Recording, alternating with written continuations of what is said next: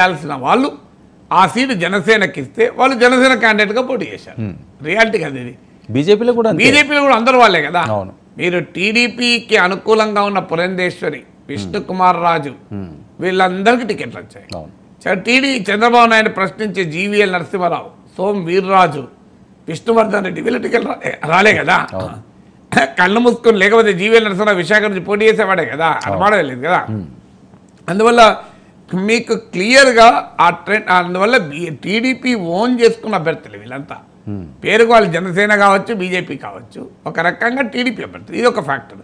రెండో ఫ్యాక్టర్ ఏంటంటే చాలా రోజులుగా ఒక సస్టైన్డ్ క్యాంపెయిన్ పవన్ కళ్యాణ్ నడిపాడు. More than TDP Pawan Kalyan నడిపాడు. ఇది ఆ credit goes to Pawan Kalyan. నేను అందుకే పవన్ కళ్యాణ్కు మ్యాన్ ఆఫ్ ద మ్యాచ్ ఇవ్వాలన్నా. రేపు ఎన్నికల్లో టీడీపీ కూటమి గెలిస్తే man of the series Chandrababu Naidu అవుతాడు. రేపు ఎన్నికల్లో జగన్మోహన్ రెడ్డి వైసీపీ గెలిస్తే man of the series Jaganmohan Reddy అవుతాడు. Man of the series Chandrababu Naidu Jaganmohan Reddy June 4న తేలుతుంది. కానీ మ్యాన్ ఆఫ్ ద మ్యాచ్ అయితే ఈ లోపల పవన్ కళ్యాణ్కి ఇచ్చేయచ్చు, అనుమానం లేదు.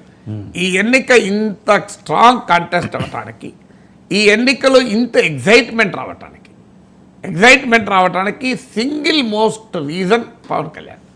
ఎందుకంటే టీడీపీ బీజేపీని కలిపాడు.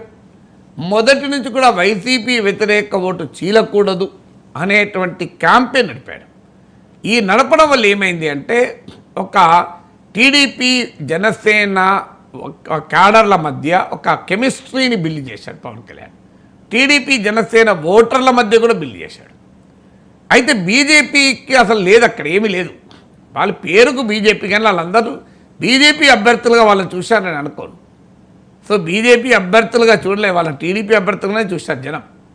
సో అల్టిమేట్గా vote transfer I don't think పెద్ద ప్రాబ్లం ఉంటుంది అనుకో. ఎక్కడన్నా కొన్ని చోట్ల కంపీటింగ్ క్యాండిడేట్స్ ఉన్న చోట, అంటే ఈ కూటమి పక్షాల మధ్యనే కంపీటింగ్ ఆస్పైరింగ్ క్యాండిడేట్స్ ఉన్నారు, అక్కడ దెబ్బతీస్తుంది.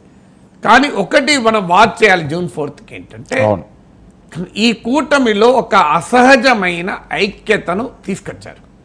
అంటే ఒక అన్నేచురల్ అలియన్స్ను పాలిటిక్స్ బిల్డ్ చేసింది. అన్నేచురల్ సోషల్ అలియన్స్ను పాలిటిక్స్ బిల్డ్ చేసింది.